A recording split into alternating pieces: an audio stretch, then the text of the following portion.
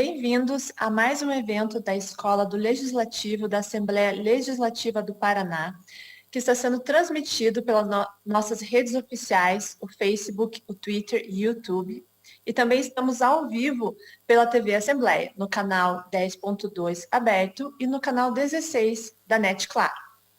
A palestra de hoje, Aplicações das Neurociências nas Políticas Públicas, ministrada pelo professor Matheus Milan, é o evento que encerra o ciclo de palestras da Escola do Legislativo em parceria com a ESMAF, a Escola da Magistratura Federal. E para falar em nome da ESMAF, eu gostaria de novamente dar as boas-vindas ao professor Érico Sanches, que é vice-diretor da instituição, para ele dar as suas saudações iniciais. Muito obrigado, Roberta. Bom dia a todos que estão nos assistindo na TV Assembleia, no YouTube, no Facebook. É uma satisfação participar de mais uma etapa dessa nossa parceria entre a Escola da Alep e a ESMAF Paraná, visando aí compartilhar com a nossa comunidade um conhecimento qualificado aí e de ponta, né? Hoje a gente vai ter a palestra do nosso professor Matheus Milan, que é coordenador da pós-graduação em Neurociências aplicada ao comportamento humano e ao direito da ESMAF Paraná. É a primeira pós-graduação online nesse tema e é uma honra para a ESMAF poder sediar essa pós-graduação. As inscrições estão abertas. O professor Matheus é neurocientista, uma grande referência na área e que preparou essa palestra especialmente aqui para esse nosso evento em parceria com a Alep. Roberta, eu agradeço em nome da ESMAF essa parceria nossa, né, cumprimento todos da Assembleia, o Giliardi, o deputado Traiano, que nos apoiaram nessa iniciativa, e espero que daqui para frente essa nossa parceria traga mais frutos e mais eventos e parcerias pela frente. Eu agradeço mais uma vez a atenção e devolvo a palavra a Roberta. Muito obrigado. Obrigada, professor Érico. Nós também, mais uma vez, agradecemos a parceria. Esses eventos tiveram muitos frutos, muitas pessoas comentando como foram importantes as palestras, como os palestrantes trouxeram conhecimentos assim profundos sobre os temas que eles falaram, e eu tenho certeza que hoje não será diferente. E antes da gente iniciar a palestra, eu gostaria de dar 2 avisos. O primeiro é que quem se inscreveu no site da escola e quer ter o certificado de participação, precisa preencher a lista de presença que a gente vai disponibilizar nos comentários do Facebook e preencher os seus dados naquela lista para que tenha o certificado de participação. Mas esse certificado vai estar disponível somente para quem realizou a inscrição no site da escola, tá, pessoal? E o segundo aviso é que quem tiver dúvidas, comentários para fazer para o professor Matheus, pode postar nos comentários do Facebook, do YouTube, e ao final eu vou selecionar algumas perguntas para o professor responder.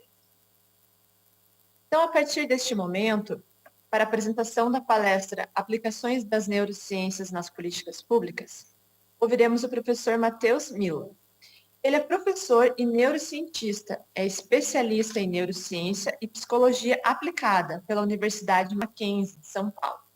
É membro pesquisador do Laboratório Interdisciplinar de Neurociências Clínicas da Escola Paulista de Medicina. É coordenador da primeira pós-graduação no Brasil em Neurociência aplicada ao Direito e Comportamento Humano da Escola da Magistratura Federal do Paraná, como o professor Érico falou. É professor convidado da pós-graduação em Neuropsicologia na Universidade Municipal de São Caetano do Sul e da Unify. É mestre em Administração com ênfase em Neuromarketing pela Florida Christian University e é bacharel em Administração de Empresas pela Universidade Paranaense Unipar. Ele também é graduado em Tecnologia e Marketing pela Uninter, tem MBA em Gestão Comercial pela Fundação Getúlio Vargas e atualmente também está cursando licenciatura em Filosofia pela Uninter. Então, agora, com a palavra, o professor Matheus Milan.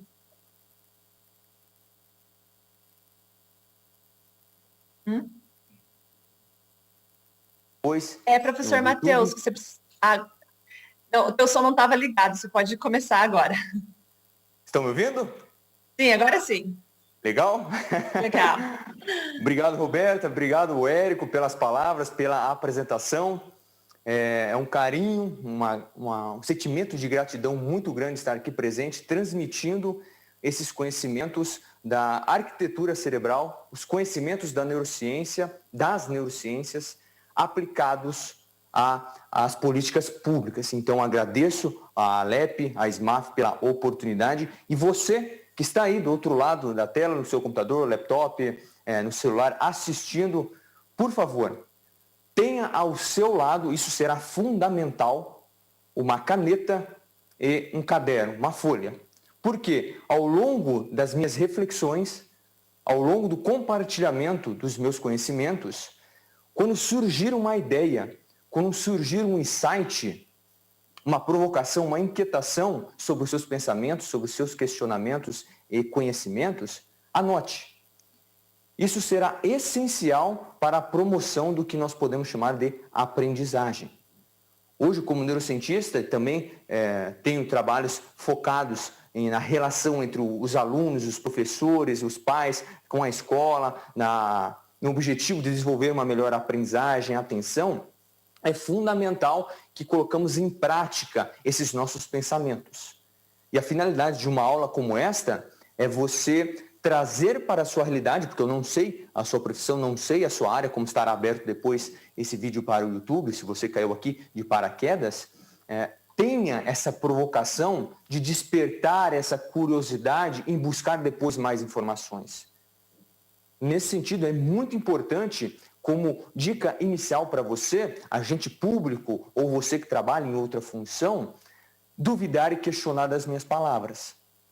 Duvidar e questionar do que eu vou compartilhar aqui com vocês. Em alguns momentos, vou compartilhar artigos e pesquisas que são direcionadas fora do país, né? São trabalhos científicos que possuem um alicerce muito mais científico no sentido de segurança nos dados. Aqui, infelizmente, não temos um investimento muito grande na ciência para buscar essas análises, então trarei aqui para vocês, compartilharei artigos dos Estados Unidos, Austrália, Canadá, do que as políticas públicas lá aplicando os conhecimentos das neurociências e economia comportamental no desenvolvimento da sociedade, das pessoas, como, por exemplo, da saúde, do bem-estar, da educação, da justiça.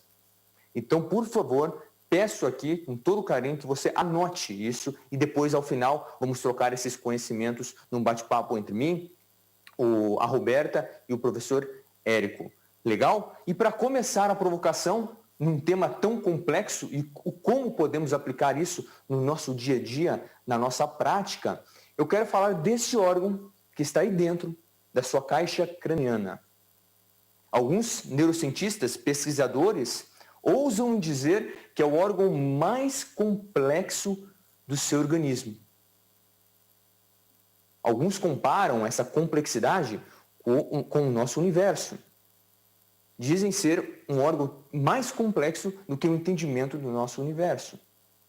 E veja, olha que interessante, quando falamos desse órgão, observe na tela, o órgão mais complexo do seu organismo, existem alguns, a matéria-prima, se podemos dizer assim, deste órgão que está aí dentro da sua cabeça, do cérebro humano, e eu vou me referir como cérebro, pois na verdade é encéfalo, o sistema nervoso nós nomeamos como encéfalo, o cérebro faz parte do encéfalo, mas eu vou me referir com o cérebro para não ficar cansativo. Ele é construído ou ele constrói a realidade a partir de uma matéria-prima que podemos chamar, existem tipos diferentes dessa mesma matéria-prima, as suas células neurais ou neuronais, o seu neurônio. E aqui demonstrarei para vocês, não sei se vocês estão conseguindo ver, acredito que sim, tem essa coxinha aqui de maquiagem, né, essa espuminha de maquiagem, que aqui, ó, vou colocar no meu terno, vocês estão vendo um fio, certo? Olha que interessante, dei um zoom lá para vocês, eu tinha aqui um fiozinho preto, mas a Roberto e o Érico me deram um feedback para mim, dizendo que não estava visível, aí o Renato conseguiu um fiozinho branco. Esse fiozinho branco aqui, ele é a metade, o diâmetro dele, para vocês terem uma ideia, o diâmetro é o dobro do tamanho de um fio de cabelo. E aí agora voltando para mim aqui, Fernando, se puder, por favor, essa demonstração que eu fiz, para que vocês possam ter uma noção, um fio de cabelo em torno aí da literatura, isso pode variar, de 60 a 70 microns de diâmetro. Matheus, mas o que isso tem a ver com a fala, com a realidade, com as neurociências? É que olha que interessante, o seu neurônio que está aí dentro do seu cérebro, está trabalhando agora, os seus neurônios, porque temos 86 bilhões de neurônios, olhem na tela, são 86 bilhões de neurônios trabalhando em conjunto. Agora, para você ouvir meus pensamentos, ouvir meus conhecimentos, pensar sobre o que das ideias que você está tendo agora, são 86 bilhões de neurônios que, fazendo essa analogia, essa ligação com um fio de cabelo, que em torno de 60 a 70 microns, um neurônio possui de 3 a 6 a 8 microns de diâmetro. Ou seja, é um tamanho insignificante, se podemos dizer assim, para a complexidade que ele, em conjunto com outras estruturas, circuitarias, promovem dentro da sua cabeça, dentro do seu cérebro. Por isso, o sentimento de gratidão por você estar agora me ouvindo ou me assistindo, pensando sobre os seus problemas, pensando o que você vai comer à noite, pensando aqui como vamos articular novas ideias em razão do atendimento ou nas normas para a sociedade, devemos agradecer, porque é complexo. E a promoção dessa complexidade, ou a saúde dessa complexidade, está aqui no que estamos fazendo agora, no debate, na troca de compartilhamento de informações. E é isso que eu quero provocar em você. E a realidade que podemos entender é que a soma desses 86 bilhões de neurônios constroem a percepção que você tem. A percepção que você tem da realidade de mundo, do que você chama de mundo. E aí podemos levar para a realidade das outras pessoas. Poxa, será que isso que eu estou orquestrando, será que essas normas que estamos desenhando, nós, agentes públicos, estamos desenhando para que a sociedade em si, convivendo com outras pessoas, outros grupos, entre elas, possam ter uma promoção de uma percepção do que é considerado mais saudável? Será mesmo que estamos conduzindo esses conhecimentos ou essas instruções públicas ou governamentais para que as pessoas tenham esse comportamento em uma condução considerada mais saudável, a promoção desse bem-estar? É essa a finalidade da troca desse conhecimento. E por isso que as neurociências, eu vou aprofundar mais adiante nessa relação da identificação, os estudos, os artigos promovem esse conhecimento para a prática. É o que eu costumo dizer, Roberto e Érico, e você que está ouvindo e assistindo. Se o que você está lendo e aprendendo você não colocar em prática, o tempo investido está sendo em vão. Em uma frase que você pode até postar aí, marcar alerta no Instagram ou no seu Facebook, é o famoso que eu digo, conhecimento sem ação é em vão. É claro, você não conseguirá investir todo esse conhecimento na prática, porque é difícil. Aqui temos a teoria, existe um gap entre a teoria com a prática. A função de nós educadores, professores, pois na essência todos nós somos educadores, você seja pai, você mãe, você colega que tem um amigo no seu trabalho, você orientando com as suas palavras, você está sendo um educador. Você está lapidando a maneira como ele interpreta a realidade dele. Porque a percepção que ele cria de mundo, ela é baseada em alguns fatores. E a complexidade desses fatores, se tivermos uma inclinação de tentar entender isso, eu não vou dizer que a vida ou a sociedade ficará muito mais fácil de ser compreendida, porque é difícil. Costumo dizer que ficará menos complexo ou menos difícil a compreensão, a convivência. Pois a percepção que eu estou criando de mundo, a percepção que a Roberta cria, a percepção que o doutor Érico cria, a percepção que você está criando, são percepções, todas elas percepções distintas. E essa convivência e o entendimento disso é o que nós temos como cultura, como uma sociedade. Porém, por trás disso, nessa formação dessa percepção, nós temos, preste atenção na tela, nesses fatores que eu estou mostrando. Fatores biológicos, o que trazemos dos nossos ancestrais, os conhecimentos filogenéticos, lá dos indivíduos que viviam há 300, 150, 300, 400 mil anos atrás, há 400 mil anos, né? Ou 150 mil anos, o cérebro que está dentro da sua cabeça é o mesmo cérebro, isso segundo a literatura, do indivíduo que estava lá na savana africana.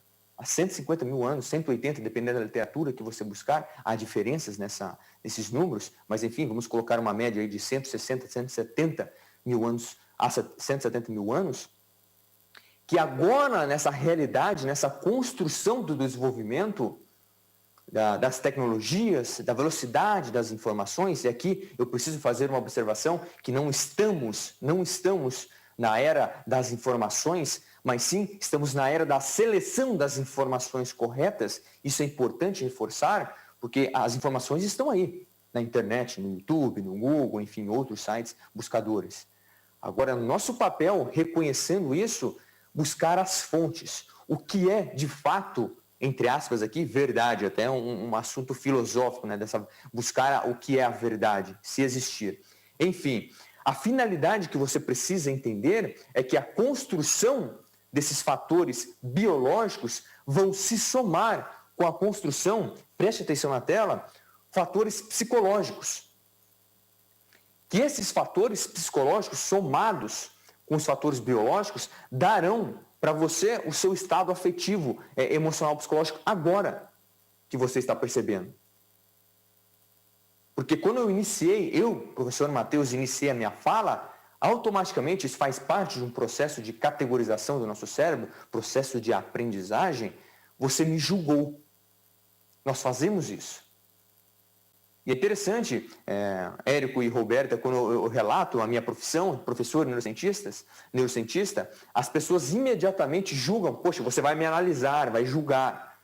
E aí eu digo, nós fazemos isso a todo momento. Você como pessoa, ser humano, nós fazemos isso, é automático. Nós somos, e aqui é um assunto polêmico, eu preciso diferenciar para vocês, se formos buscar aí a neuroanatomia, neurofisiologia dos processos de aprendizagem, um dos meios é a categorização. Por trás dessa categorização temos o quê? O preconceito, ou seja, a criação de um conceito antes de você conhecer o estímulo, antes de você conhecer as pessoas que estão cercando. Por isso o preconceito, conceito antes, é essencial para a nossa sobrevivência, para a relação com o meio. E aí precisamos diferenciar, é claro, de uma discriminação, daí isso já é crime. Discriminação racial, por exemplo. Existem diferenças. Mas esse processo de categorização do que você julgou ao me ver, a minha vestimenta, a maneira que eu utilizo minhas palavras, você foi formulando a construção do que é o professor neurocientista Matheus Milano. De quem é a Roberta quando ela entra ao vivo. Quando ela fala com o professor Érico, de quem é o professor Érico. Isso a todo momento você está fazendo, de maneira inconsciente ou consciente. Aí faz parte das nossas relações você modular isso numa regiãozinha que está urgentemente atrás da sua testa, o córtex pré-frontal, na modulação e condução desse julgamento, do que é certo, do que é errado. Como nós podemos desenhar novas normas, instruções que possam facilitar ou diminuir o desconforto da vida das pessoas. Esse é o principal propósito dessa minha fala.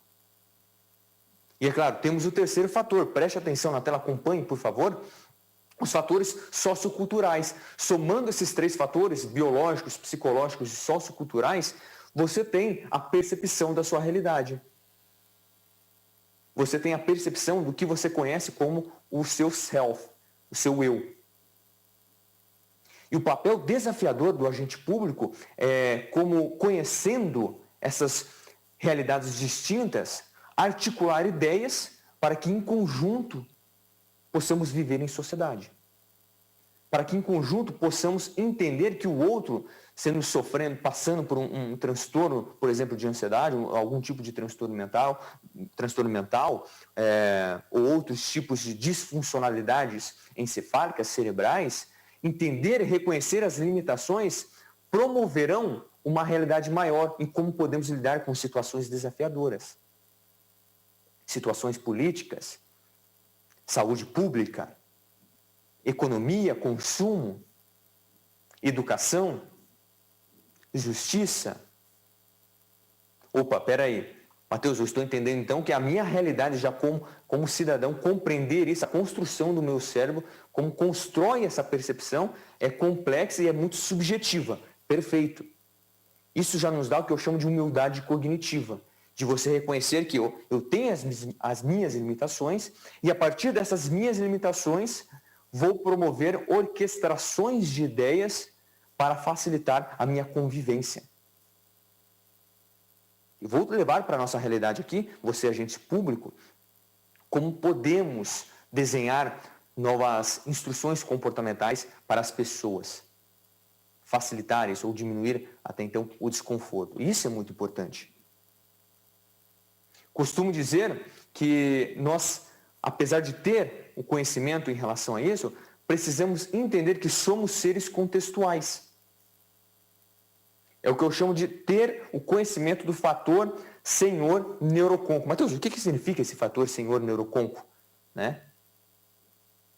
Para que você possa entender a complexidade, veja, o senhor é uma junção de duas palavras. O S-E-N vem de sentimentos. Os estados afetivos que você está passando agora, não sei, você pode estar aí fisicamente olhando para a tela do seu celular ou do seu laptop, mas você não está enxergando. E aqui há uma diferença. O olhar é o visual, é a visão que você está tendo agora. Agora, o enxergar é quando você direciona a sua atenção para isso. E aí você está olhando a minha imagem agora. Porém, será que você está prestando atenção? Ou você está prestando atenção o que você comerá no jantar? O problema, um relatório que você tem que entregar no seu trabalho? Nós podemos estar fisicamente aqui, como estou, na SMAF. Porém, onde minha cabeça está? Minha mente está vagando por aí? Isso direciona muito o desempenho, por exemplo, do professor na sala de aula, do aluno, quando ele está aprendendo, direcionando a atenção, e hoje entendemos que a atenção humana é limitada. Isso estou falando dos sentimentos, mas para a provocação dos sentimentos, desses estados que você está tendo, você precisa ter dois fatores que estão acontecendo agora no seu organismo, que seriam os fatores aí, entraríamos no HOR, preste atenção na tela, os hormônios, temos os hormônios. E junto com os hormônios, temos também o neuroconco, que do neuroconco, as iniciais, neuro, vem de neurotransmissores. Então, a fisicoquímica dentro do seu organismo agora, e aí inúmeros neurotransmissores, GABA, acetilcolina, dopamina, serotonina, dependendo aí do estado basal fisiológico que você está, esse conjunto de, gosto de me referir como uma orgia orquestral fisiológica, está promovendo o que você está sentindo agora. Se você está sentindo um certo nojo por uma notícia que você recebeu, uma notícia polêmica, um julgamento polêmico, como estamos passando agora, atualmente, não entrarei em detalhes, mas problemas pessoais que você possa estar passando agora nesse momento.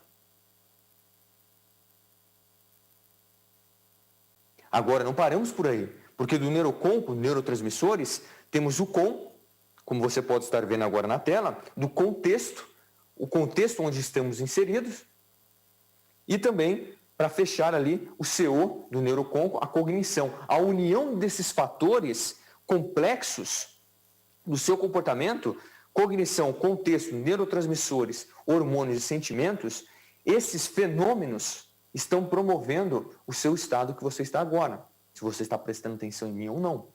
Se você está pensando na articulação das ideias. Não é fácil. Entender alguns desses aspectos podem fornecer a ideia para você de que, por exemplo, a sua resiliência, a sua tolerância a frustrações, ela pode ser alta ou reduzida. Depende muito do que? Aqui está você, dos fatores que estão ao seu entorno, ao seu redor, que é o contexto. Eu não sei se eu estou conseguindo ser claro com vocês nessa realidade. Pois você pode estar pensando, Mateus, onde nós, como agentes públicos, podemos aplicar essas ideias, essas reflexões, que isso é o mais importante, como podemos desenvolver melhores ideias nessa relação? Vou trazer alguns exemplos para você que isso, com esse entendimento da neurociência, e aqui nós temos que dividir em braços, temos a neurociência, acompanhe na tela, temos a neurociência afetiva, né? O entendimento dos afetos, temos a neurociência cognitiva, junto dela temos também a neurociência comportamental, afetiva, cognitiva e comportamental. Que por trás de todas essas neurociências, temos os fatores anatômicos, fisiológicos, psicológicos, comportamentais e culturais. E é nesse momento que eu quero defender aqui a grande sapiência, se podemos dizer assim, que a SMAF possui, e entender que a visão aplicada aqui ao direito interdisciplinar e entender a conduta humana, ela é essencial.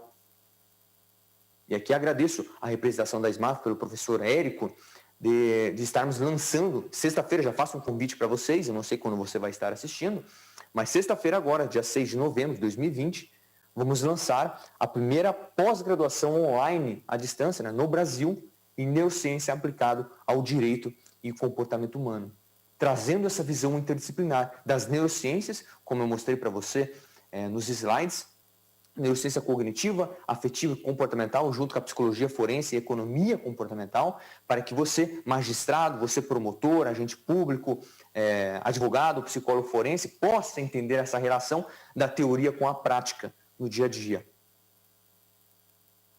É essencial ter esse conhecimento, porque podemos aplicar esses conhecimentos na saúde, e aqui quero fazer um agradecimento devido ao tempo limitado que temos. Não vamos conseguir apresentar inúmeros artigos. O professor Dr. Jair Mari, da Universidade Federal de São Paulo, da Unifesp, da Escola Paulista de Medicina, um grande professor, psiquiatra, referência nas pesquisas epistemológicas,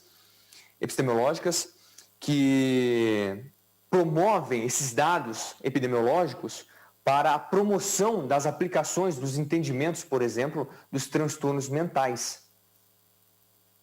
O entendimento do transtorno obsessivo compulsivo, esquizofrenia, do autismo, do estresse, da resiliência. Enfim, entender o direcionamento para as pesquisas científicas, para esses dados, como esses dados podem influenciar o entendimento e a relação dessas pessoas que possuem essas disfuncionalidades, podemos dizer assim, para a convivência. E não tive a oportunidade de colocar aqui na apresentação para vocês, no ano passado, se não me engano, em agosto de 2019, um artigo foi publicado no The Lancet, um periódico reconhecido mundialmente, nos 30 anos do SUS aqui no Brasil. E aí, eu agradeço aqui o professor Jair Mari, se você tiver o interesse de receber esses artigos que ele compartilhou comigo, que eu posso compartilhar com vocês, envie um e-mail para falar@mateusmilan.com.br ou lá no meu Instagram, @Mateus, com TH, Milan, professor, que eu compartilharei esses artigos aqui com você, nessa relação da saúde pública, de como podemos entender mais com esses dados e o que as pesquisas da ciência, uma ciência de excelência, pode contribuir para a nossa realidade. E é claro, aqui puxando para a saúde, mas também podemos entender os conhecimentos da neurociência para a pobreza. Como entender o desenvolvimento encefálico, o desenvolvimento cerebral de uma criança, os nutrientes essenciais, aqui podemos levar também na educação, na alimentação dessas crianças, como isso pode refletir no futuro dessas pessoas. A tolerância à frustração, que é um assunto muito estudado em transtornos mentais ou transtornos de ansiedade, na depressão, na convivência com outras pessoas, entender esses fenômenos nos pequenos aspectos, que eu chamo de migalhas emocionais, e aqui não me refiro a migalhas emocionais no sentido da sua insignificância, mas no sentido da sua pequenez, porque são minúsculos esses detalhes, que aqui eu fui redundante, né? Detalhes já são minúsculos, mas só para enfatizar, entender esses pequenos caminhos, essas migalhas, onde elas podem conduzir o entendimento e a aplicação disso. Essa é a grande questão. É o trabalho em conjunto, aqui, agentes públicos trabalhando para isso, como podemos promover o melhor conhecimento das neurociências na prática pública. É claro, também temos na justiça, entender esse desenvolvimento encefálico do cérebro humano no impacto, por exemplo, da corrupção. Existem trabalhos que demonstram o tipo específico, por exemplo, de personalidade envolvida, o tipo envolvido na corrupção.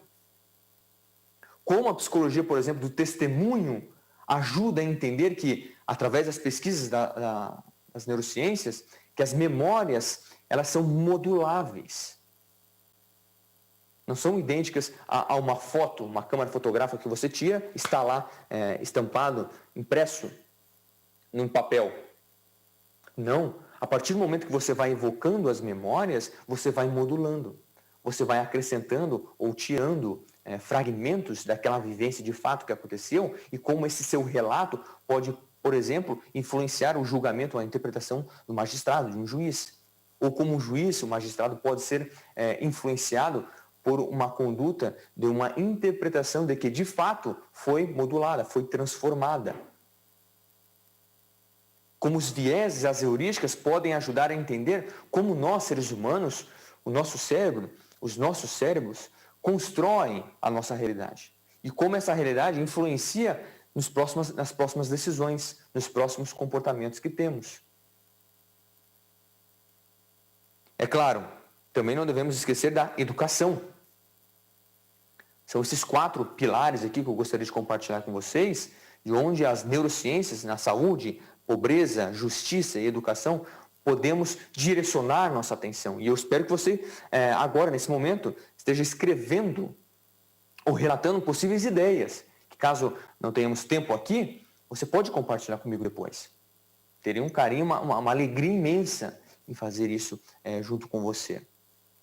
Mateus, mas eu não estou conseguindo entender a minha realidade. Onde eu posso colocar isso em prática? Até que sentido isso é aplicável ou não? São questionamentos que você precisa ter, certo? Isso é essencial. Vou trazer alguns exemplos para você. Preste atenção na tela, veja que interessante. Estudos demonstram que é ineficiente a tentativa das políticas públicas, ao focarem no valor da educação, em apenas demonstrar a importância dos estudos em resultados positivos no futuro do aluno. Olha que interessante, hein? Muitas vezes direcionamos a nossa atenção, isso em informações, em dados, para que esses dados provoquem um desempenho escolar ou desempenho de aprendizagem, que na nossa concepção, de vocês, agentes públicos, podemos ter uma certa percepção, e por isso eu apresentei a construção ali rapidamente da percepção, como na nossa realidade nós vamos acreditar que aquelas crianças, aqueles adolescentes estão projetando uma conduta, uma realidade que seja prática. Que esse é o nosso grande desafio. Mesmo conseguindo provocar essa realidade neles, como que eles manterão essas condutas? Porque é um dia após o outro. O estado basal fisiológico que você está representando agora, amanhã pode não ser. Um exemplo prático disso é as famosas promessas de dieta. Começar um novo idioma, começar uma nova pós-graduação. Sempre deixamos para a semana que vem, para a próxima segunda-feira, porque isso já nos dá uma segurança do quê? Inconscientemente, procrastinação. E a procrastinação, existem artigos científicos de mapeamento cerebral, isto é, identificando áreas acionadas no cérebro em relação a uma atividade. O ato de procrastinar nos dá a sensação de prazer. Circuitarias relacionadas com sistemas de recompensa são ativadas para que você tenha um estado de tranquilidade. É interessantíssimo quando você começa a entender esses processos. Acompanhe na tela. Em vez de só direcionar esses aspectos os benefícios do investimento na educação que o aluno ali, o filho, a filha precisa ter, É muito mais significativo, por exemplo, aqui, tá? Pegando um exemplo de alguns estudos, promover envios de mensagens por SMS ou e-mails, ressaltando que a inteligência não é puramente genética, mas é fruto de esforço individual. Não sei se você já recebeu esse elogio, é um elogio, nós nos sentimos bem, quando a pessoa olha para você e diz: meu Deus, Mateus, meu Deus, Roberta, Érico, ou você que está assistindo, você é uma pessoa muito inteligente. Hoje nós entendemos nos processos de aprendizagem que a inteligência, existem, claro, fatores genéticos, mas o fator que influencia muito no desenvolvimento dessa inteligência inata é a disciplina, é a constância, é o esforço. Inteligência, para mim, é igual a constância, disciplina e consistência. Persistência.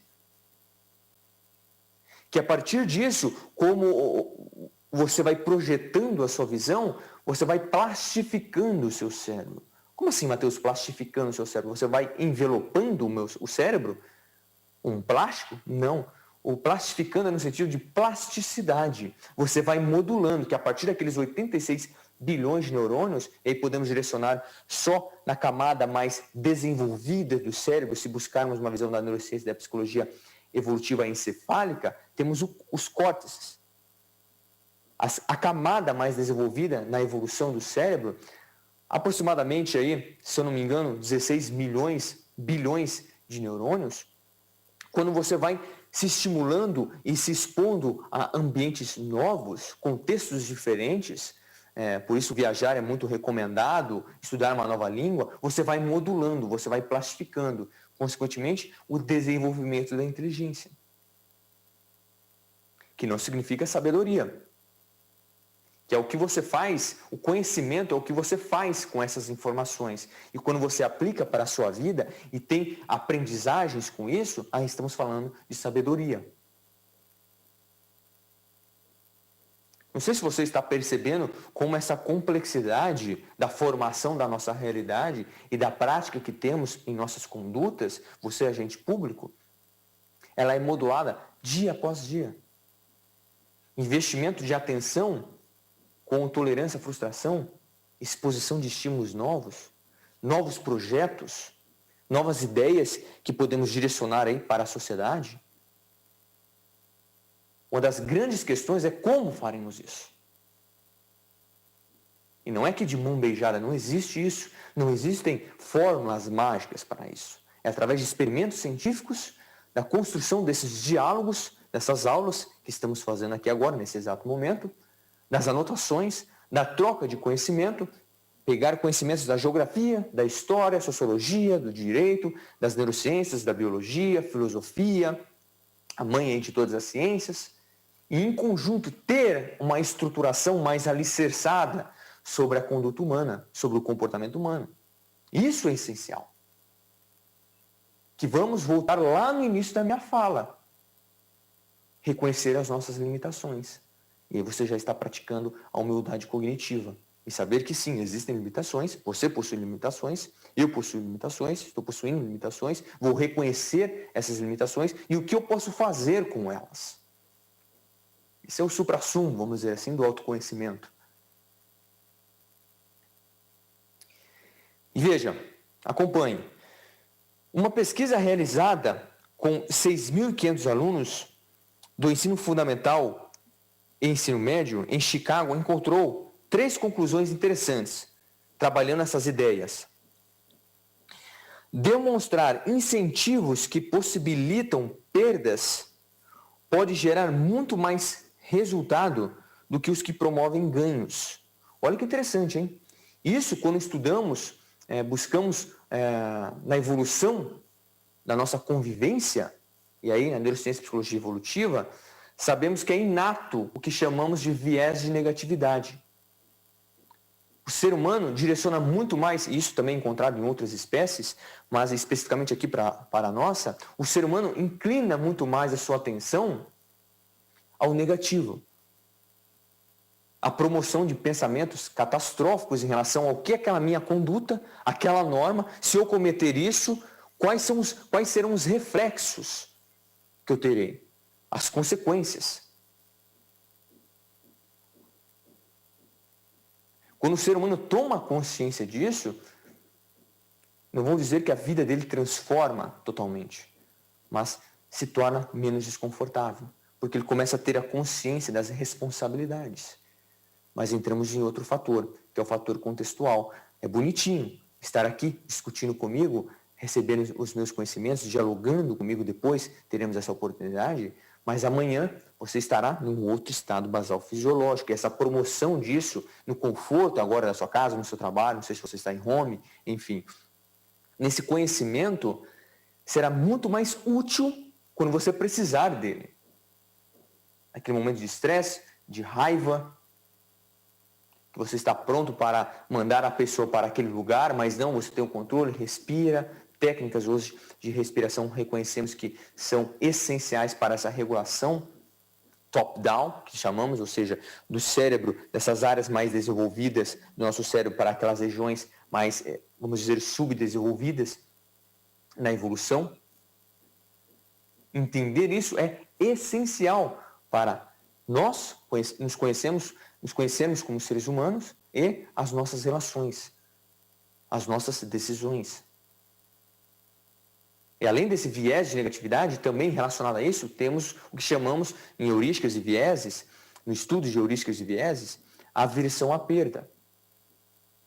Existem artigos que comprovam isso, já é bem estudado na psicologia e economia comportamental, de que, por exemplo, você saber que perderá R$100 é muito mais doloroso do prazer que você saber que vai ganhar R$100. Ou seja, que resumindo, é muito mais doloroso eu perder agora os R$100 que eu já tenho do que eu ganhar R$100. Pense com você nessa relação. O que podemos organizar nisso? Como esse estudo fez com os alunos. Continue acompanhando. Quando falamos de educação entre os mais jovens, incentivos não financeiros também promovem grandes efeitos no desempenho escolar. Olha que interessante, eu demonstrarei um trabalho que foi realizado muito importante e também curioso, demonstrando essa relação de que não é só o incentivo financeiro que vai promover isso, mas também outros incentivos a longo prazo para que o jovem mantenha a consciência do que esse esforço que ele está fazendo hoje, esses esforços, o que eles promoverão no sucesso da sua carreira. Como eu disse, há alguns minutos, a inteligência está muito mais relacionada com o esforço, com a dedicação, consistência e persistência, do que um fator inato genético. Porque não temos não temos a ideia de quantos, por exemplo, Albert Einstein, Beethoven, Michelangelo estão por aí espalhados, mas não estão desenvolvendo essa habilidade. Por isso que os fatores, o contexto, o externo, o ambiente, nutrirá o desenvolvimento desses fatores. E a sua função, agente público, que está aí me assistindo, me ouvindo, trazer para a sua realidade como podemos criar novas normas ou modular, modificar esses entendimentos para as nossas práticas, para as nossas relações. Mateus, é bonitinho falar, né? Claro, é muito mais confortável discutir. O nosso grande desafio é colocar em prática. Mas já é um grande passo essa discussão, que podemos levar para o segundo, terceiro passo. Passos concretos, firmes, que possibilitarão uma condução melhor de uma saúde pública, da educação pública. E o terceiro, outro fator, preste atenção ali na tela, a terceira e última conclusão, os incentivos recompensadores devem ser imediatos, pois, se não forem, esses incentivos eles perdem a sua eficiência. O cérebro humano ele é imediatista na sua recompensa. Somos imediatistas. Estudos da psicologia, neurociência e economia comportamental demonstram isso. É muito mais entre você receber, por exemplo, R$ 20 hoje e R$ 80 semana que vem, você pode até esperar, porque é uma semana. Agora, veja que interessante, daqui 3 meses, você receberá R$ 1.000 daqui 3 meses, ou você prefere receber R$ 1.080 daqui 1 ano? São os mesmos R$ 80, certo? R$ 20 para R$ 100, daria R$ 80, e R$ 1.000 daqui 3 meses, ou 1.080. São os mesmos R$ 80 de diferença, você está recebendo agora, só que no outro você receberá só daqui 1 ano. Você prefere o quê? O agora. Entender esses fatores de incentivos recompensadores possibilitam a criação de novas estratégias para isso. Novas normas, novas condutas, instruções governamentais que possam possibilitar, por exemplo, a segurança pública nesse sentido, no uso de preservativos. Demonstrar as consequências do que aquele cidadão, aquela pessoa pode ter em não usar preservativo. Reunindo esses aspectos, eu gosto muito desse exemplo que eu vou citar aí para vocês, desse artigo, se você quiser depois eu posso compartilhar com vocês, que traz aí os aspectos da psicologia econômica e como podemos desenhar aplicações da economia, da neurociência e economia comportamental para a prática aqui no sentido público. Esse relatório, ele busca, em uma perspectiva simples, reunir aspectos fundamentais que precisam ser conhecidos e praticados pelos agentes públicos, para assim conseguir uma maior efetividade em suas ações. Veja, acompanhe um exemplo no início. Ele compartilha 9 aspectos, o que eles chamam de mind space, são as iniciais das palavras em inglês, eu vou demonstrar para vocês, que pode influenciar fortemente a mudança de comportamento das pessoas por meio das políticas públicas. Quais seriam? Acompanhe. O mensageiro, o estilo do mensageiro, vou aprofundar aqui alguns deles. Os incentivos, as normas sociais, a opção padrão, ressaltar o que importa, importa, veja que interessante, impressões primárias, emoções, o compromisso e o ego. Então, segundo esse relatório da psicologia comportamental, utilizando aí estudos sociais da psicologia e economia comportamental, mais especificamente, aplicados a esses estudos às políticas públicas, os autores encontraram esses 9 fatores que influenciam no comportamento do ser humano. E que focando, não em todos, mas especificamente em alguns, nós promoveremos condutas mais aceitáveis e saudáveis na relação do conviver em sociedade. Não teremos tempo aqui para aprofundar em todos eles, certo? Mas demonstrarei alguns exemplos que agora você aí, do outro lado da tela, anotando, possa ter ideias e depois buscar mais informações. Eu também posso compartilhar depois mais artigos relacionados ao seu tema de interesse, mas agora foque ali que eu vou explicar na tela alguns desses procedimentos, desses aspectos. Por exemplo, o mensageiro. Somos fortemente influenciados por quem comunica a mensagem. A força da aceitação de uma mensagem / campanha dependerá de como a informação é apresentada e quem a transmite. Não tenho tempo para mostrar aqui, mas existe um artigo, se eu não me engano, que demonstra que a maneira como a população enxerga o atual governo, não aqui o atual governo, mas sim no artigo, estou representando aqui para ficar mais fácil o entendimento.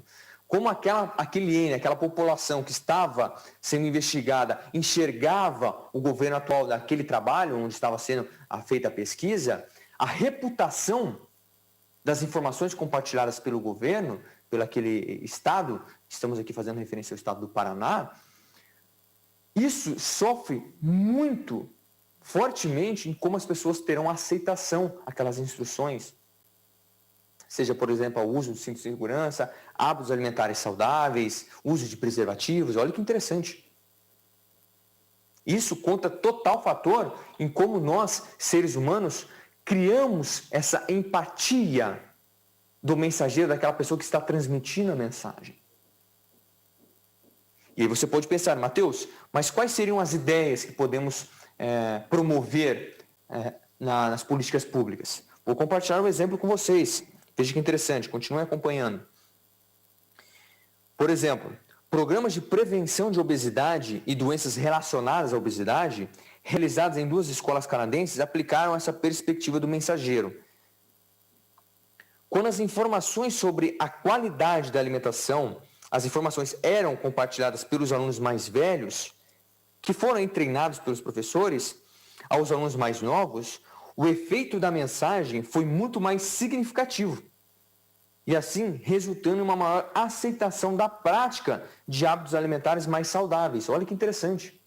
Você cria uma aproximação afetiva de representação desses alunos que estão no ensino médio, por exemplo, para os alunos do ensino fundamental, provocar, puxa, que legal, o Jorge, o Érico, a Roberta, a Camila, Jéssica, enfim, quem é que seja a representação que eu tenho como referência, se ele está passando, essa pessoa está passando essa instrução para mim, eu crio uma empatia muito maior.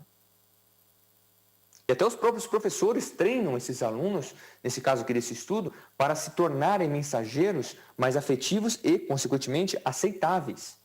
Olha que interessante. Às vezes, representar uma instituição, algum famoso, pode criar um distanciamento. É claro, teremos a empatia, dependendo da imagem que essa pessoa tem perante a sociedade.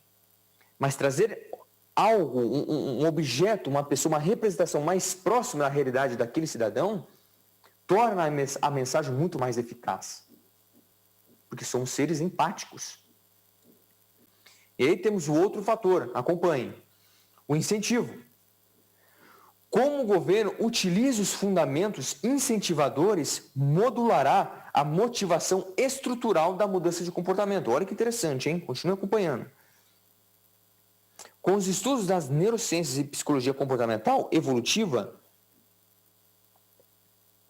é conhecido que nós, seres humanos, tendemos a evitar muito mais as perdas a ter ganhos de valores equivalentes. Como eu compartilhei com vocês, olha o exemplo que interessante. Nesse sentido, as campanhas / informações das políticas públicas precisam focar nas perdas que podem acontecer se determinado comportamento não for adotado, e não nos prêmios. Por exemplo, campanhas que foquem na produtividade dos professores. Olha que interessante, hein? Eu quero trazer inquietações aí para você promover ideias em relação a isso. Alguns estudos demonstram que uma bonificação antecipada aos professores potencializa uma maior produtividade. É claro, existindo a possibilidade de perder o bônus caso os alunos não alcancem os objetivos determinados. E aí você pode pensar, Mateus, mas isso é impossível na nossa realidade. Isso é impossível para a nossa prática. Em razão disso, eu não sei a sua realidade. Agentes públicos que estão me acompanhando, se é possível ou não. Mas, tendo uma referência de como temos esse comportamento biológico de aversão à perda, poxa, será que não podemos desenhar, redesenhar como bonificamos os professores do setor público? Como os alunos criarão essa empatia, esse olhar mais afetivo, como esse olhar refletirá no desempenho escolar desses alunos? Olha que interessante, hein? Não são só influências genéticas, mas também influências psicológicas, socioculturais, como o meio contexto vai potencializar isso. A imagem que eu tenho sobre a instituição, sobre o Estado, vai influenciar a maneira como eu me comporto em relação àquela conduta. Temos mais, não para por aí, continue acompanhando. Normas sociais. Somos animais sociais. O cérebro humano é um órgão social. Tendemos a repetir o que os outros fazem. Para os programas governamentais, conhecer e aplicar essas essas informações e intervenções comportamentais das diversas áreas sociais é possuir um instrumento poderoso à disposição dos agentes públicos. Nesse sentido, deve-se manter o foco e clareza em como uma norma é aceita. Por exemplo, se há um propósito de incentivar a segurança pública, caso que eu coloquei o uso de cinto de segurança, divulgar o número percentual de pessoas que usam o cinto será muito mais eficiente. Olha que interessante, hein? Não só no uso de cinto de segurança, mas também podemos aplicar as normas sociais na realidade, por exemplo, do consumo de energia. A realidade, imagine o caso comigo, acompanhe. O Estado possui interesse de conscientizar a população sobre o consumo de energia elétrica. Qual seria uma estratégia eficiente? Usando essa questão da conduta de normas sociais. Incentivar comparações para assim reforçar a norma. Em que sentido, Matheus? Exemplo, o envio aqui nesse caso, nesse estudo, de cartas individuais demonstrando o quanto a vizinhança consegue reduzir o consumo de energia. Olha que interessante, o quanto a vizinhança, eu estou pertencendo àquela vizinhança, se eu sei enquanto eles estão sendo utilizados ou economizando energia, eu também vou promover essa conduta. Ideias na prática, o que seria? Para a conscientização do consumo de energia, um grupo de estudantes universitários compartilhou de porta em porta 3 tipos de informações sugestivas. São elas. Quais eram essas sugestões nessas mensagens que os estudantes compartilharam? Seja um bom cidadão. Aqui no caso, para economizar energia. Ajude a salvar o planeta. Economize seu dinheiro. Olha, são mensagens que até aqui aparentemente causam um certo impacto, né? Poxa, quem não vai economizar energia para guardar mais dinheiro? Quem não quer se sentir um bom cidadão? Isso até então aqui causa um impacto gostosinho, uma sensação agradável. Mas será que na prática todas as pessoas praticam isso? Sabemos que não. A realidade ela é distinta dependendo do padrão de vida que aquela pessoa tem. Daquela rotina que a pessoa está inserida. O contexto da convivência dela com a sociedade, ali, no bairro, na vizinhança.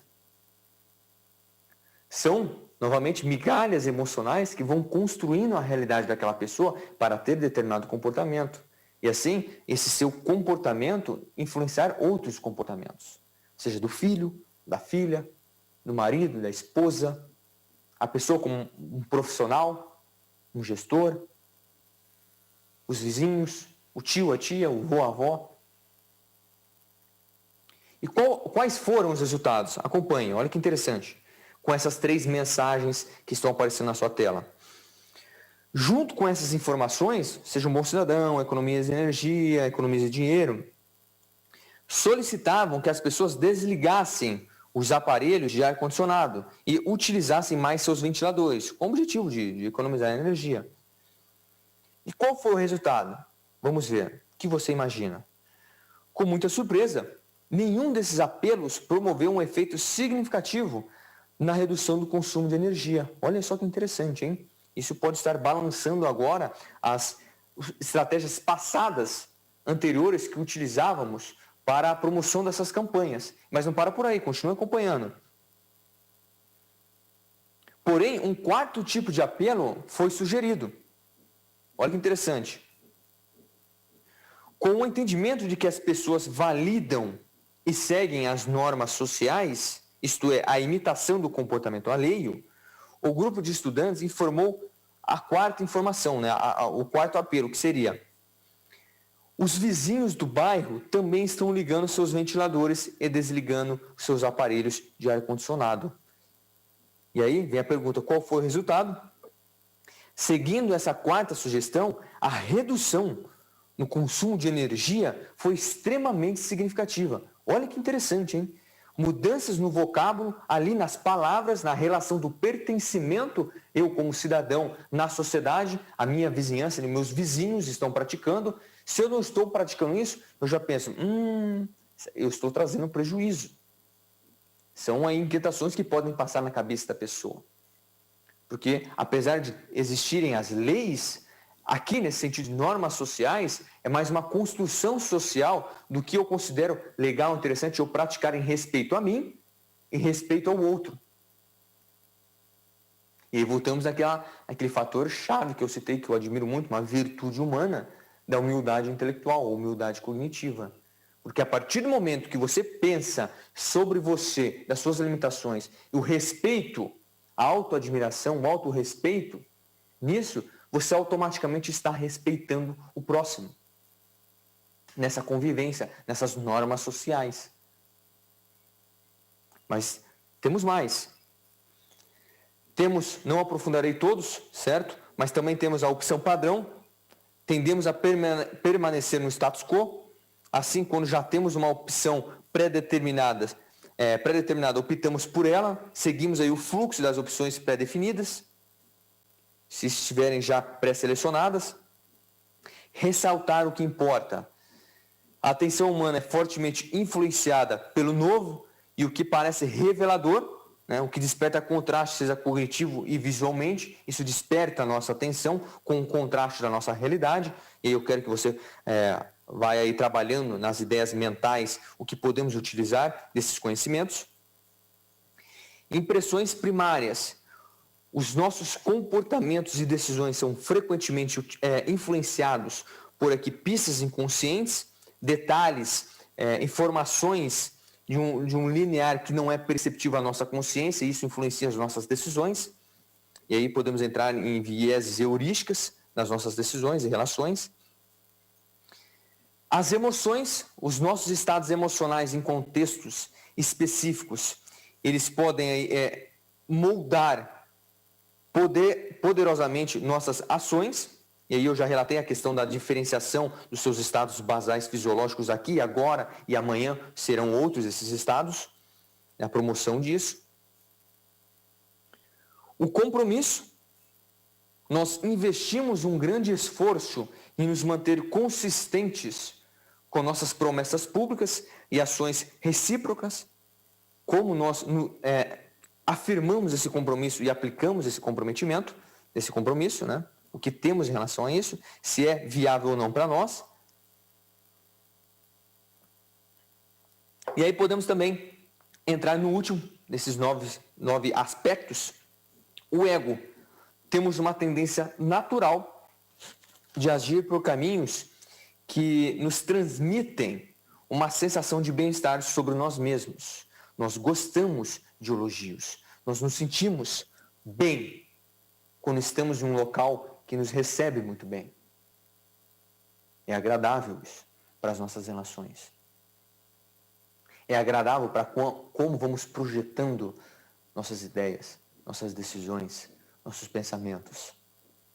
Na interpretação de alguma norma, na interpretação de como eu passo a informação para você e você sente uma importância nessa minha mensagem. Que você cria uma empatia e aí sim entra em compaixão para praticar aquele uso daquela sugestão. No caso aqui estamos passando por uma pandemia, nesse exato momento que eu estou transmitindo essa minha fala, não sei quando você vai estar assistindo, em 2021, 2022, isso no YouTube, mas o uso, há pesquisas que comprovam que dependendo do traço de personalidade da pessoa, ela tende a usar mais ou não a máscara em relação ao seu comportamento social. Olha que interessante.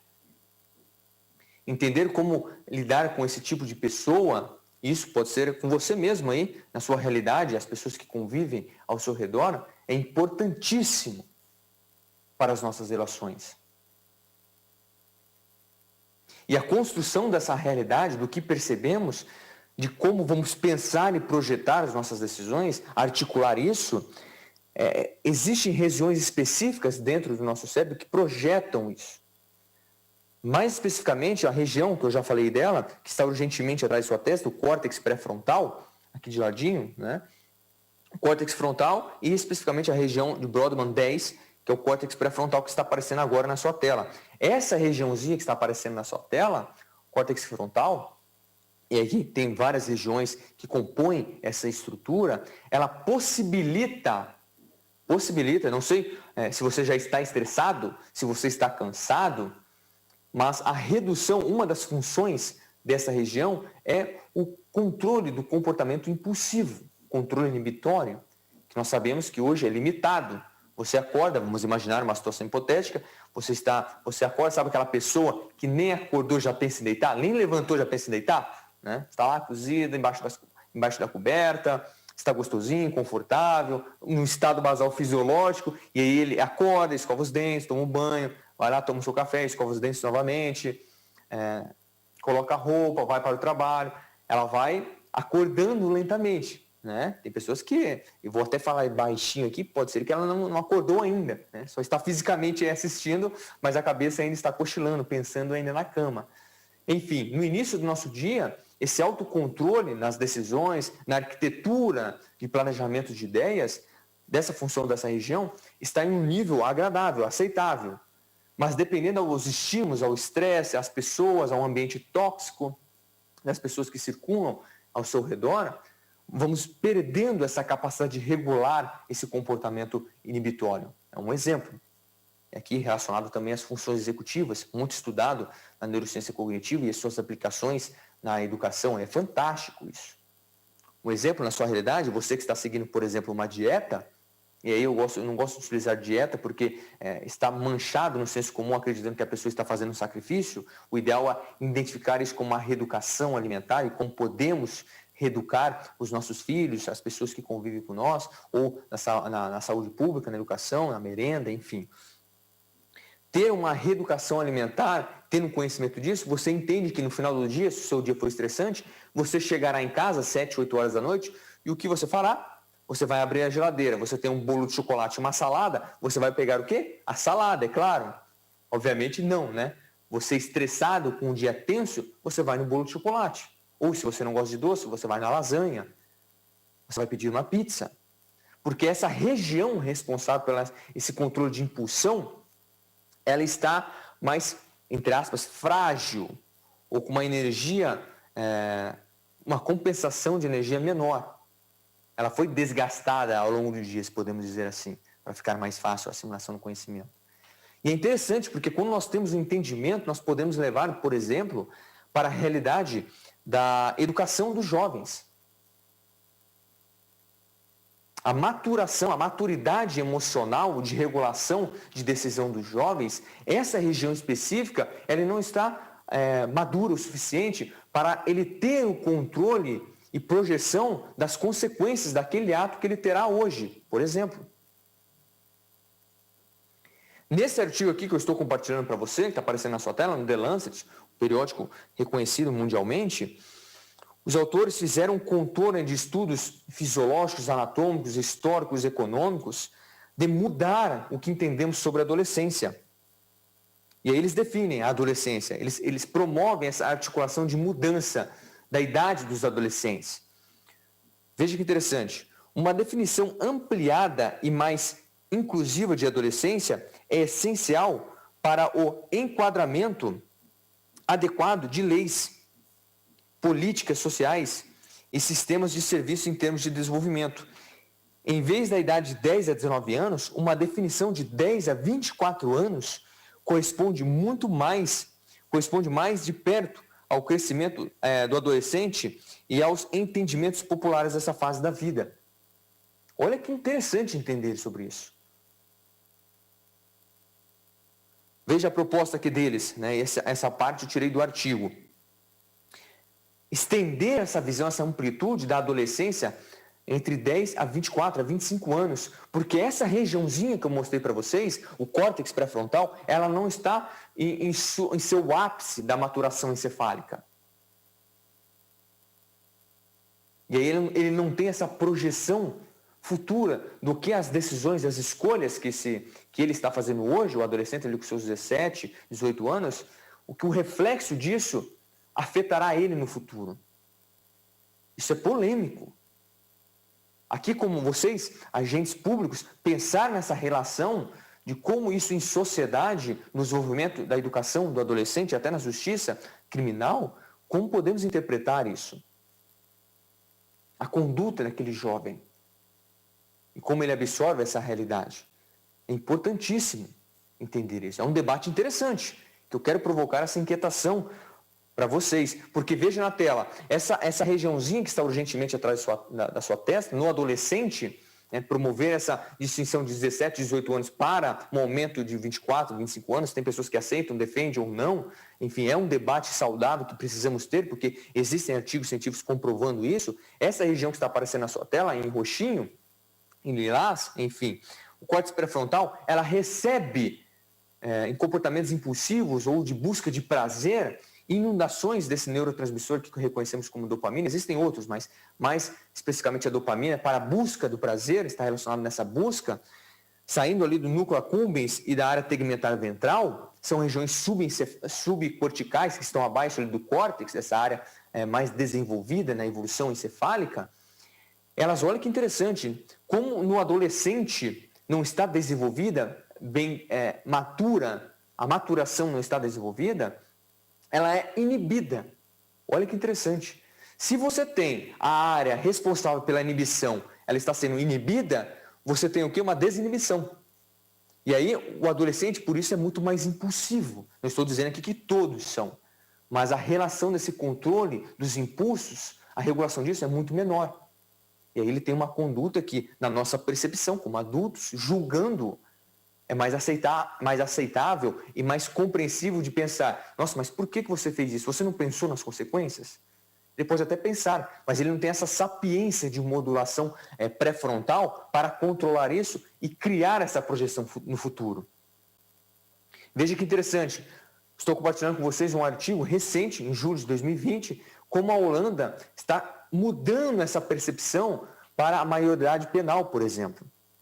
O direcionamento do desenvolvimento do cérebro humano, do adolescente, e na interpretação das condutas que esses adolescentes possam ter e influenciar aí nas normas, na lei. Não vou discutir o artigo aqui, porque o meu tempo já está acabando, mas uma das conclusões, eu, em uma tradução livre, acompanho na tela, veja que interessante, do artigo. Pesquisa sobre o funcionamento do cérebro, usando a ressonância magnética funcional, que faz a mapeação do cérebro das principais áreas acionadas durante uma atividade específica, mostram que os adolescentes muitas vezes se deixam controlar por uma região do cérebro que reage a recompensas imediatas, que é o núcleo accumbens, que eu demonstrei para vocês. Não especificamente apenas ela, existe uma circuitaria em volta dos circuitos de recompensa. Enquanto o cérebro de pessoas com mais de 25 anos mostra uma ativação mais forte na amígdala e no córtex pré-frontal. Ou seja, essas regiões, a amígdala, nós possuímos duas, uma em cada hemisfério do cérebro, uma em cada lado do cérebro, que ela faz o filtro dos perigos, dos ambientes desconhecidos, das consequências, ela dá uma valência emocional para aquele contexto. E as suas fibras, ou seja, os seus axônios, os seus prolongamentos dos neurônios que transmitem essas informações, possuem das amígdalas, conexões com o córtex pré-frontal, essa regiãozinha que está urgentemente atrás de sua testa, que apareceu na tela em roxinho. Tendo essa articulação, pessoas acima, não exatamente 25 anos, isso é uma média, tá? Mas consideradas adultas, possuem essa regulação em o quê? Olhem na tela lá. Esses reflexos permitem a esse último grupo, acima de 25 anos, avaliar e considerar as consequências de longo prazo, especificamente para situações mais perigosas. Olha só que interessante isso, hein? Isso nos leva à conclusão, aqui fechando a minha fala, com os conhecimentos do funcionamento do cérebro, da mente e do comportamento humano, os agentes públicos possuem a oportunidade de aplicar as informações práticas das neurociências, da psicologia e economia comportamental na arquitetura das políticas e, assim, transformar essas oportunidades em intervenções governamentais mais efetivas e eficientes. Olha que interessante, hein? E aqui temos um vasto campo que poderíamos explorar, devido ao tempo curto que temos. Resolvi trazer aqui o que, na minha concepção, é bacana, interessante e refletir na nossa prática, que esse é o objetivo aqui dessas discussões, desses diálogos, dessas lives, dessas transmissões. Então, espero que com esses conhecimentos aqui de assuntos polêmicos possam trazer uma prática, uma conversa em reformulações das normas ou novas estratégias, informações de como podemos direcionar essas informações na saúde pública, na educação pública, na justiça, pobreza, na economia.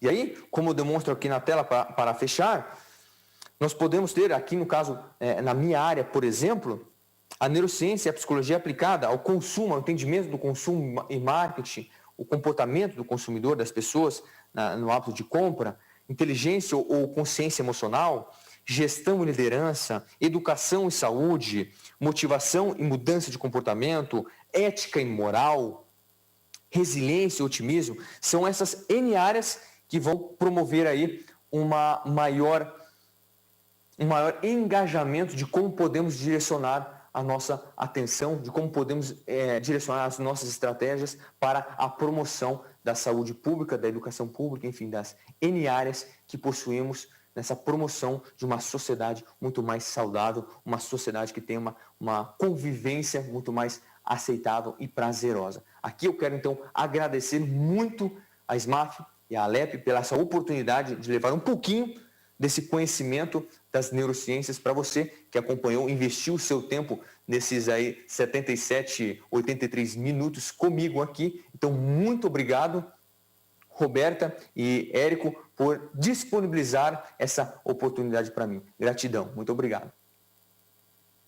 Obrigada, professor Matheus. É muito interessante esse tema e inovador também, né? E desperta muitas questões aqui, eu tenho algumas para você. Primeiro eu queria saber se existe algum país ou cidade que já aplica essa noção em políticas públicas, que pegou um desses artigos, um desses experimentos e iniciou uma política pública nesse sentido, se tem algum estudo sobre isso. E o segundo questionamento, o professor falava sobre estímulos e recompensas, né?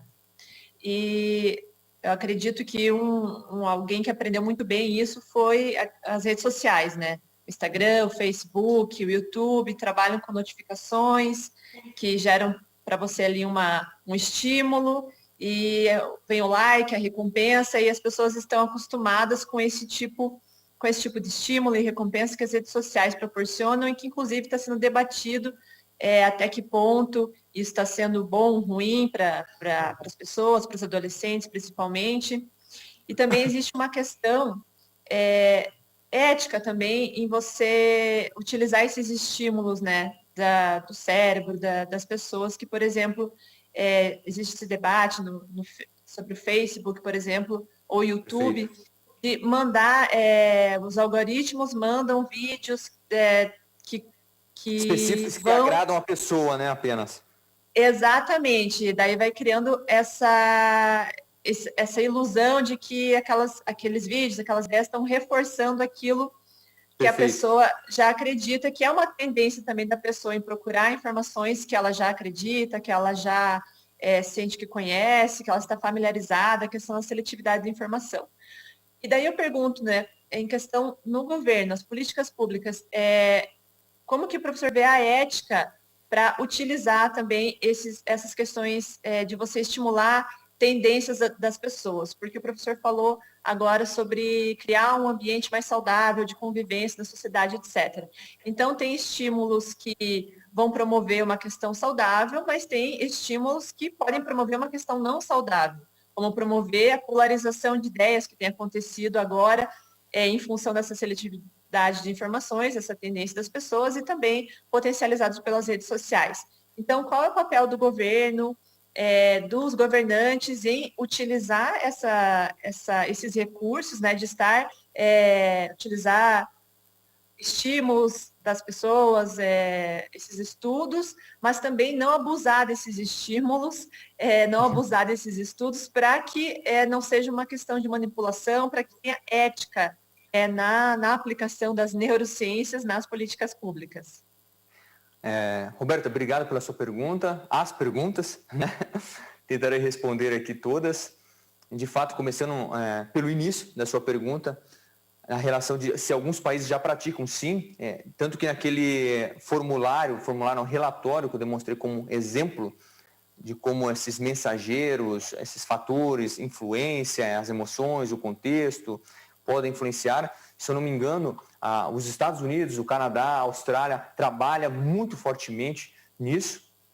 Certo? A Europa também tem alguns artigos que publicam nessa organização de como as neurociências, e aqui quando me refiro a neurociências, estou direcionando, seja na neurociência afetiva, cognitiva ou comportamental, que também abraça a psicologia e a economia comportamental para o entendimento desses comportamentos. Então, sim, existem países que já estão praticando isso em políticas públicas. Tanto que até o ganhador do prêmio Nobel, Daniel Kahneman, de 2002, com seu livro Rápido e Devagar, trouxe aí para a consciência e o senso comum, o conhecimento aí da população, esses viés e atalhos mentais e como isso influencia nas decisões das pessoas, nas nossas relações em relação ao entendimento do que é de fato imediato ou não, de como eu faço essa projeção futura nas minhas decisões agora e não me tornar um prisioneiro dessas consequências, certo? E de fato, como quando você citou as redes sociais, costumo dizer que a internet, sim, ela veio para oferecer para nós, seres humanos, um grande avanço no recebimento e desenvolvimento de tecnologias, da ciência e dessas informações. O problema por trás disso, quem que move ou quem que trabalha, quem que funciona como meio de deslocamento de realidade desses setores. E aqui eu posso promover a internet, o Estado, as igrejas, a economia. Por trás disso temos o quê? Pessoas. E aí vem um ponto que você tocou, que eu acho interessante, de que tudo na sua vida, Roberta, Érico, ou você que está assistindo, tudo em exagero é prejudicial. Eu, por exemplo, tomei uma decisão há 2 meses, saí de todos os grupos do WhatsApp. Só estou no grupo da SMAF, da coordenação, né, junto com o Eric, mas a família, de amigos, saí. Porque principalmente agora estamos vivendo um período eleitoral, por exemplo, não sei quando você vai estar assistindo depois dessa gravação, existe essa inclinação de eu, por defender um partido, e o meu pai ou minha mãe, um tio, uma tia, você, colega, amigo que está assistindo, defender um outro, não existe esse respeito, entender a compreensão, que eu já falei, da percepção é subjetiva, e, poxa, que legal, que interessante, por que a Roberta defende esta pessoa que representa esse partido? Por que o Érico pensa nesse sentido?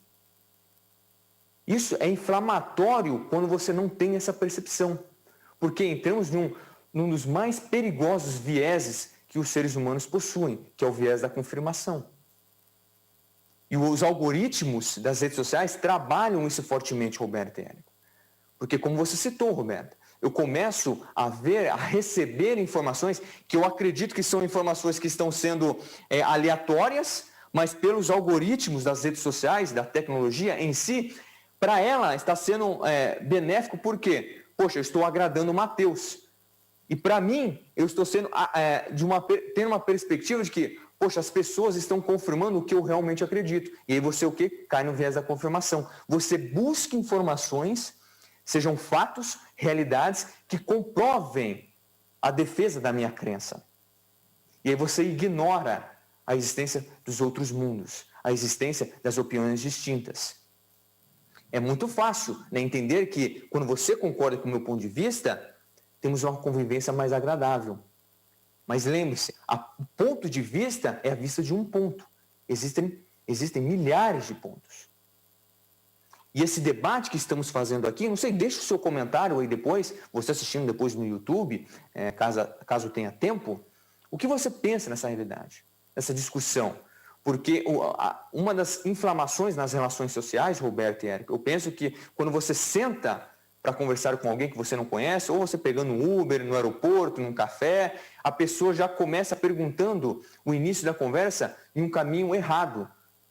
Porque como o cérebro humano constrói a percepção por categorias, se a pessoa já senta do seu lado e pergunta que partido político você defende, ela já vai construir todo um estereótipo em o que você pensa, como você se comporta, o que você defende. E aí nós desconstruímos aquela virtude que eu citei no início da minha fala, a humildade cognitiva.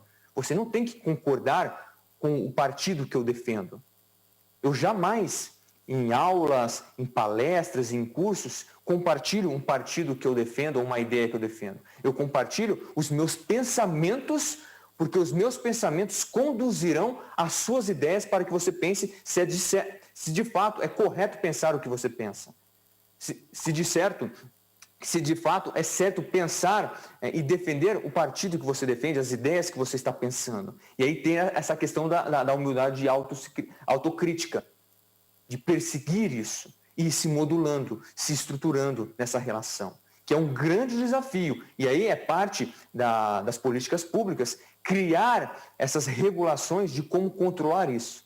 Não é simples, é muito complexo. Mas, tendo essa atividade que estamos tendo aqui, podemos criar projeções para modular essas normas e aí potencializarmos essa convivência mais saudável na sociedade. Não sei se consegui responder todas, porque você fez algumas perguntas em cima de outras, mas acredito que clarei um pouco a ideia do que eu penso nessa relação do estudo das neurociências, de como o cérebro humano funciona, em desenvolvimento da aprendizagem, em convivência, nas convivências sociais, porque somos animais sociais, né?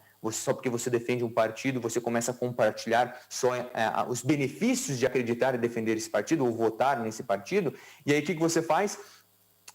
Nas opções negativas ou nas notícias não tão boas dos outros partidos, você vai lá e compartilha, sem checar, ao menos, se é verdadeiro aquilo.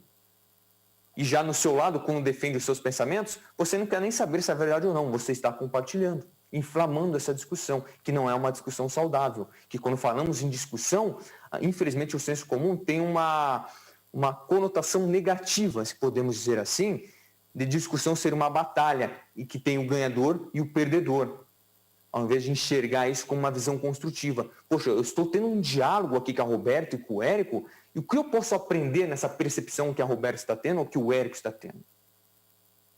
Teremos visões similares, mas jamais idênticas. Por quê? Existem aqueles 3 fatores, biológicos, psicológicos e socioculturais, influenciando nessa construção. Certo, professor. Obrigada pela resposta. Minha pergunta foi mais nesse sentido também da gente pensar, quando o professor fala, né, nas aplicações das neurociências, nas políticas públicas, às vezes pode parecer uma coisa muito distante, né, pensar como o nosso cérebro funciona para implicar em políticas que vão estimular nossos comportamentos positivos, negativos, e quis lembrar que isso está no nosso dia a dia, né? Com as redes sociais, todo mundo que está nas redes sociais está participando dessa experiência sobre estímulos, recompensas, de como o nosso comportamento humano funciona. Esse debate está cada vez mais presente na nossa sociedade, então é muito importante que também a gente pense desse ponto de vista também nas políticas públicas, e fico muito feliz que o professor pôde trazer essa noção para a gente aí. Gostaria de compartilhar alguns comentários, então, das redes, tá? A Doroteia Rudniak diz: quanto conhecimento, amo esse tema. A Rafaela Dorigo falou, comentando no meio da palestra, falou: é verdade, o livro Ciência da Felicidade fala sobre isso, que as perdas nos motivam mais do que os ganhos. E a Eduarda Oliveira, também no Facebook, fala que o tema é super interessante. A Neuze Pinheiro, no YouTube, disse: muito bom e importante abordar esses assuntos, ainda mais nos dias de hoje. Parabéns pela aula, professor Matheus. Gostei, bem interessante e produtivo.